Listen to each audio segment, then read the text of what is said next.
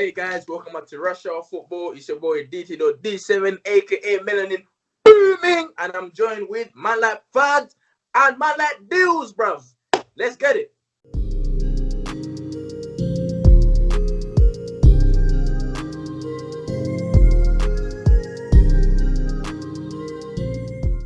So guys, welcome to Rush Hour Football. Welcome back to another video. My name is FIRDS and we have DILL and DT.D7, and three of us are your hosts for Rush Hour Football. And yeah, in today's video, we're just going to talk about the downfall of Newcastle. And of course, there's been a lot of questions when it comes to the club, Newcastle United, you know, with the downfall they had throughout the decades of football and the ownership and everything. And that's exactly what this video is going to be about. We're just going to talk about and address all the issues and problems that have been in Newcastle United. Before we begin, guys, make sure to like, comment, subscribe, press that notification bell. You get me? Hit it, exercise those fingers, and let's get into it. Okay.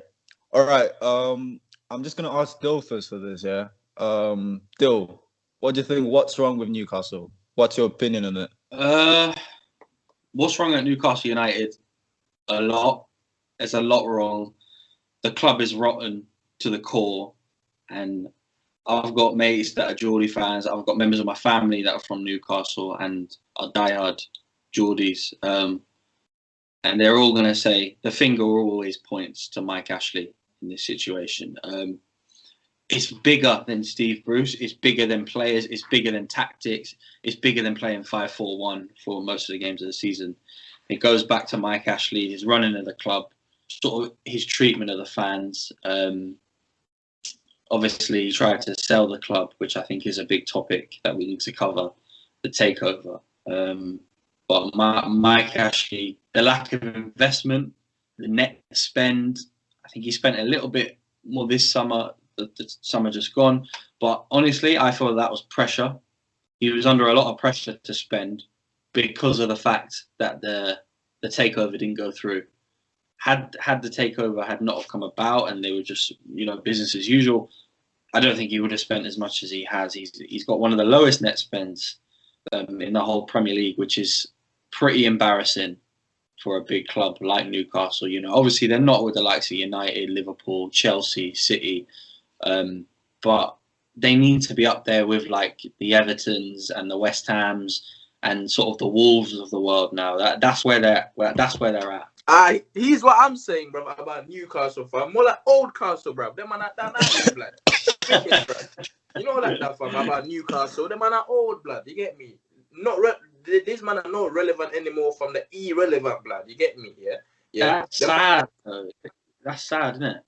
Don't get me wrong. That's sad, isn't it? Like, you see me, I don't know any Newcastle fans off by heart. You get me? Or as my man calls them Geordie and that, fam, you get me? Man's not technological in the linguistics of that, fam.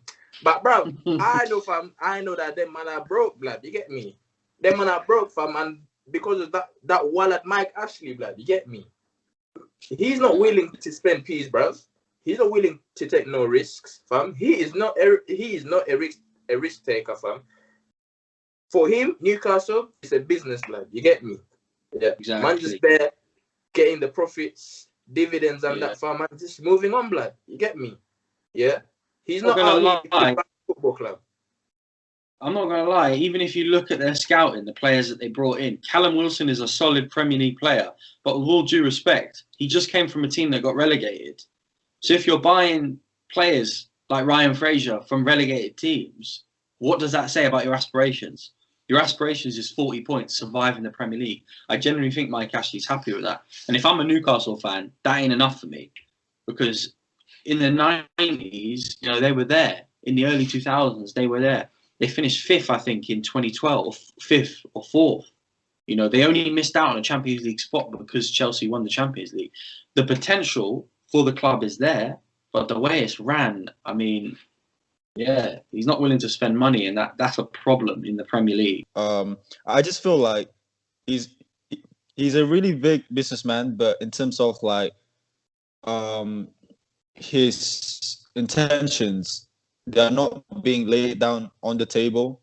He's just focusing on himself instead of the club, and he's really greedy when it comes to like spending. Again, you mentioned just now with transfers and everything, and I don't know. To me, that might be the reason why Rafa Benitez, which is one of the best managers that I can think of, he did bits with Liverpool, Napoli, and then he came to Newcastle, and a lot of Newcastle fans were hoping that he could change the squad and everything. He didn't like sign a new contract because he just decided to leave, and that could be the reason why. Like I'm sure almost every managers would want to change their team for the better, and the first thing they would do is to ask funds from the owner, which in this case is Mike Ashley, innit?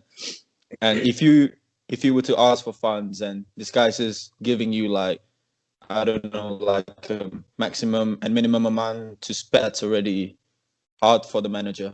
And I feel like, it's tricky as well because Mike Ashley has a lot of say on what goes in and goes out of the club. Obviously, football management and running a club isn't like FIFA. You can't just request and go to buy a player. It don't work like that. You need everyone on board for it. Do you know what I mean? The manager can want this player, this player, this player, but if they haven't got the power to do that, and I know the way Mike Ashley runs that club is it doesn't work like a trickle-down effect. It doesn't work in a power. He's at the helm, and it's almost like he has a lot of say in the scouting. He has a lot of say of who comes in and out of the club. And that is the main problem. If you look at their squad, if you look player for player at their squad, are they much better talent-wise than Fulham? Probably not. Are they much better talent-wise than a lot of the teams that have been relegated from the league? Are they much better than Watford, as in Watford last year? Probably not. When you look at player for player, I wouldn't say so. I'm not surprised that they're in the position they are now. No way. I'm not surprised. 17. And they're already in a relegation battle. You're already looking over your neck at Fulham. You're already looking, what's Fulham? Did they win against Everton? Did they drop points against Burnley? If you're already looking at other teams' results in February, that's a big worry. And if I'm a Newcastle fan, I'm a little bit worried about what could happen. Bro. Yeah, if I was a Newcastle fan, I am therefore worried about a little bit worried, blood. I'm therefore worried from this Mike Ashley guy, fam. He's done at it. Don't get me wrong. The way he started, fam, the fans loved him. He was drinking beers and that, fam. You get me? But this whole problem became when my man sacked. I can't remember the guy's name, like Keegan or whatever the guy's name was. Kevin Keegan. Yeah, him. As soon as he went, that's where the problems began, innit? Because obviously, he's the manager. He runs the club. You get me? Like, he knows the players. He knows what he wants. Mike Ashley, bruv, is like, nah, less of that, bruv. I want this player. I want this. I want that. Keegan cut out, bruv. And then since then... He's had two relegations while he's owned Newcastle. While he's owned Newcastle, he's had two relegations. And their manager, Steve Bruce, who's had two additional relegations. That's 4 relegated teams between the two of them. If that don't tell you what the problem is there, then I don't know. But, like, it's hard. I feel sorry for them because they're a passionate bunch. He just cares about himself, man. Doesn't care about the club. Trust me, fam. Man just there for the keys. Man's just there to promote Sports Direct, fam. Bro, what I told you, fam, man's there for smoking ginger beer, blood. You know them when they're from? He's there for smoking ginger beer, fam. Because, bruv, how can you be, an owner of a football club, bro? In a footballing country, like, football means a lot, blood. You get me? Football means a lot to these fans, bro. Imagine going game in, game out, paying season tickets and that, fam, to see my brother, not even attend games anymore, blood. He doesn't care, bro. He couldn't care, blood. And that's why he's been wanting to sell for a long time, bro. Because he never really cared. To him, he saw investment purposes, and then he was like, rah, say nothing, bruv.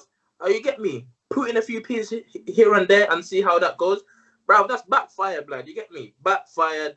Mike Ashley, he's just holding L's, blood. You get me? Holding hella L's, bruv. He's probably in his house right now, fam, daydreaming, fam. Because these Newcastle guys, fam, they're coming for his head, blood. You get me? Heads up, lock up, and all of that, fam. Yeah? Bruv, man's having sleepless nights sleepless nights. You get me? He don't know what's going on, bro. He wakes up, bro, doesn't really know what to do, fam. And yeah, fam, he's done out here, fam. And that's why Newcastle are suffering, blood. You get me? Turmoil, blood. Turmoil, cuz every single season, these man, bro, relegation. Before we've even kicked the ball, before the referee has even, you get me? The start of the season, bro, you just know, fam. Them man are going to be 17, 18, 19, 20th, blood. See, it's interesting you say that, though. I mean, before this season, yeah, it looks pretty bleak. But the last few seasons, I think, you know, they've had 13th, 13th, and 10th. That's consistent table. You need to be looking towards the next step. They've just taken 2 steps back this year. I don't know whether it comes back to the takeover and the absolute shambles with what went down when he was trying to sell the club. Obviously, it's a finger point. Who's to blame for that? But Newcastle as the club, didn't really support the fans through that situation. The media completely tore apart the Newcastle fan base, which is ridiculous because, you know, you'd see on Sky Sports or the Mail or whatever, it would be, oh, how are Newcastle fans accepting these Saudi Arabian? What? Nah. That's just absolute nonsense about how it doesn't matter what the fans think. I don't like football is a business. All the fans do is keep it running. I'm going to say all the fans do, but they're the main part. But to blame the Newcastle fan base in the media, oh, how can you accept these Saudi way they treat their staff and all this? Like, I don't understand that. Why? Number one, why the British media suddenly get up on their high horse about, you know, sort of the logistics of a situation and how treatment should be, when no one says nothing when it comes to Roman Abramovich and his dodgy dealings with oil. No one seemed to care with Mike Ashley himself, with the whole 0 hours escapade for Sports Direct and sort of underpaying warehouse staff and things like that. Suddenly, the media and the FA start caring when it comes to a takeover. And the sole reason it comes back to it is because they don't want another Man City situation. And that's how it would have went. They would have come in and spent 300-400 million in one transfer window. That is what they would have done. And they would have been like a new Man City potentially, or at least a new Wolves, and would have become a solid Premier League side. And then later down the line, they would have been looking for Europe, for Premier League, for Champions League. And that's why the FA were fearful. And that's why they didn't say anything. They didn't okay the takeover. They let it run. They let it run all throughout COVID. They kept Newcastle fans on their heels. And then suddenly they pulled out of the takeover. And then look what happened. But it's ridiculous, really. How you can accept, you know, the dodgy dealings with Man City and how that takeover happened. You know, Mike Ashley and all of his issues, but now suddenly you get a backbone and want to talk about whether things are right and wrong. Everyone knows that football ownership is dodgy. I see all of that, fam, because I remember seeing on the news, and you get me, oh, take over this, take over that, fam. I was like, you know what, fam? Yeah, bring it on, cuz. And then literally, last minute, fam, no takeover, bro. I was like, what? Bro, I was hella confused, fam. So, if I was confused, same reaction as well. Yeah, exactly. Imagine the Newcastle fans. They must have been fuming, blood. Like bare fumes coming out their nose on that, fam. Fuming, bro. You know what I'm saying? Nah, big man shit, blood. Nah, fam. And the FA and FA, bro. All these organizations, they're corrupt anyway, fam. We all know they're corrupt. Like, they gave us no answers why the takeover didn't happen. They were just being around the bush, blood. Just going in circles from the Wolves on the bus, go round and round. That's all they're doing, blood. No communication, bro. No nothing, fam. They're like, literally, bro. And I feel sorry for the Newcastle fans. I'm not gonna. I think because they were in dreamland, fam. Talking about Mbappe and there, fam. Yeah. They were finally happy, bro. They were smiling for once and for all, blood, about Mbappe. That's something to smile about, really. When you look at it that way, that's something to smile about, bro. Them man, yeah, they went from who's the manager prior to Bruce? Rafa. They went from Rafa Benitez to Steve Bruce. That's like going from an iPhone 12 Pro 5 gangster, yeah, yeah, going back to an iPhone X, blood. It doesn't make sense, bruv. Not even iPhone X, fam. It's not even iPhone X. Not even Probably iPhone X, fam. it's probably iPhone 5C, blood. That plastic phone, 4S, bruv. fam. You need the 4S on that, fam. The 4S, the iPhone 3G, fam.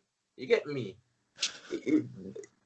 Everything doesn't make sense, and the fact that till this day, today, there is still no answers as to why.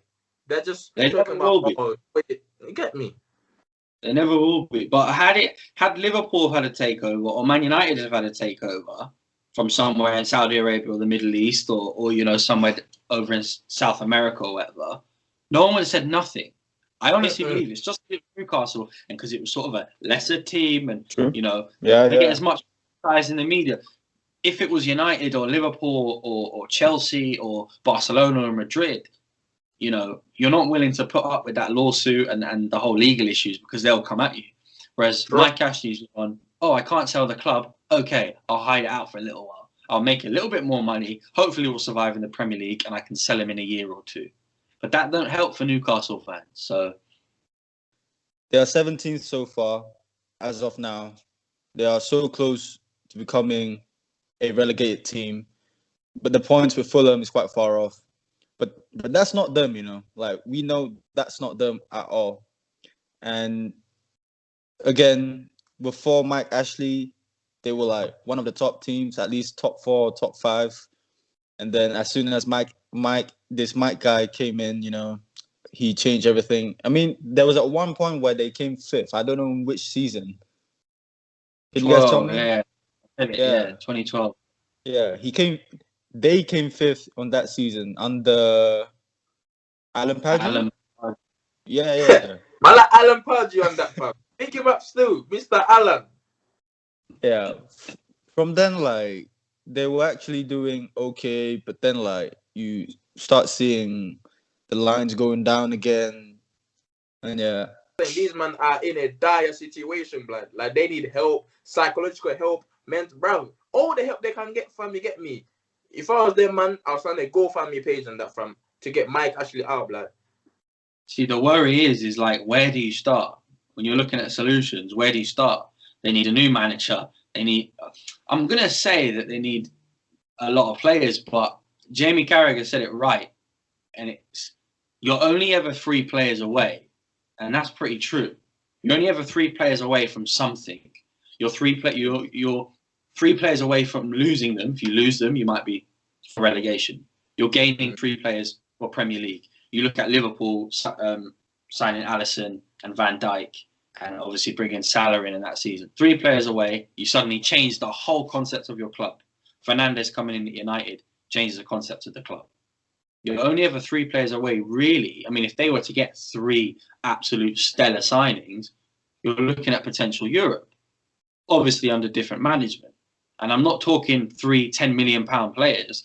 If they spent 150 million players, then you're looking at something potentially. So the worrying factor about Newcastle is you look at their history, and there's always like a star. They've always got a star player. They've always got someone coming through the ranks, a young player, an academy player.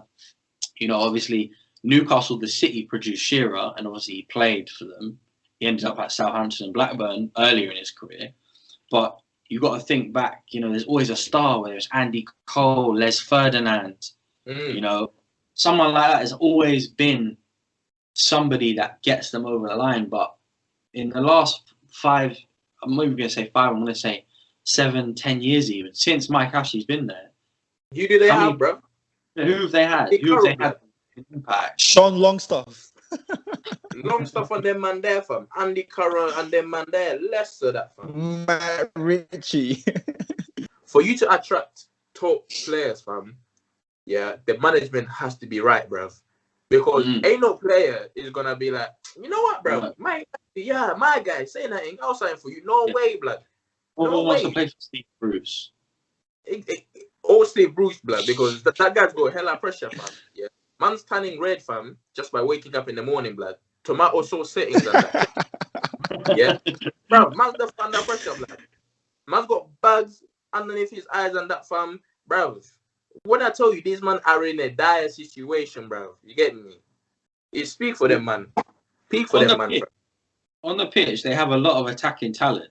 They do have talent on the pitch. They can score goals. But if you're playing 5-4-1 and one of your right midfielder is a right back still, naturally is more of a right back, what's the service that your number 9's getting? The worrying thing is that they're so intactile. Like, they start the game off and that's them for 90 minutes. It doesn't matter. They go 1-0 down, they're still playing 6 at the back. Right? It's not effective. Bro, 6 at the back, 7 at the back, fam. At one point, 11 at the back, fam. Their whole team is literally in their own half, bro. No expansive football, freestyle football, fam. Just and defend. They seem happy like that. They seem happy like that. Understandably, some better quality teams can force that for periods of the match, you know. They might be putting pressure, they might be pressing, they might consistently be playing possession-based football, and that might force you back to defend. But that they seem to start the game like that, and that's it. Oh, we get the ball, hoof it up to Wilson, let him chase after it, let Saint Maximin chase after it. That's all it is. There's no urgency in the way they play, bro. Just static football, lad. And they got ballers, like quick players as well, but just wasted talent. Like Saint Maximin, fam, I reckon he's gonna leave, bro, because he's there, like, bro, these men are dead, cuz. They've got good goalies as well, you know. Dubravka, Harlow, both of them have been really good in the last 2 seasons. Harlow guy, fam. Harlow turned into prime Neward. Them time these man played us, bro. Yeah, but like the thing is, he's playing like with that again, as you said, with this whole defense that are playing. I can't say the S word, but you know how they play. Yeah. Right, guys, it's been your boy DT.D7, aka Melanin Booming. I've been joined with man like FIRDS and man like Dylan. Remember, what do you guys think of Newcastle? Yeah, we want to hear from you guys, innit? So drop your thoughts in the comments. Remember, like, comment, subscribe, press the notification bell, and you get me, hit me up on TikTok from DT.D7. We out here. You get me? We out here and we keep it stepping.